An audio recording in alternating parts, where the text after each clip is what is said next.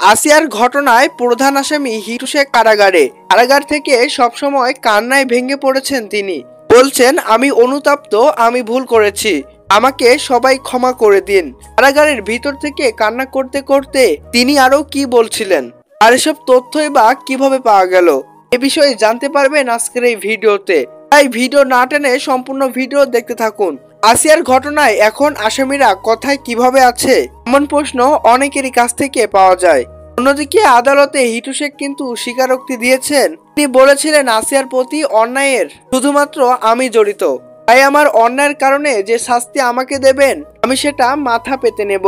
তবে এদিকে সূত্রের বরাত দিয়ে জানা গেছে, হিটু শেখ জেলের মধ্যে বসে শুধুমাত্র হাউমাউ করে কান্না করছে, কারণ সে যে ভুল করেছে, অন্যায় করেছে, সেটা তার মধ্যে এখন বিবেক জাগ্রত হয়েছে। আর সেই যাকে দেখছে তার কাছে ক্ষমা চাচ্ছে, বলছে আমার ভুল হয়েছে, আমি সত্যি অন্যায় করেছি, আমার যে শাস্তি হয় আমাকে দিন, তাতে আমার কোনো আফসোস নেই, কিন্তু আমার পরিবারের বাকি সদস্যদের যেন কোনো প্রকার সাজা না দেওয়া হয়, তারা এই ঘটনার সাথে কোনোভাবে জড়িত না।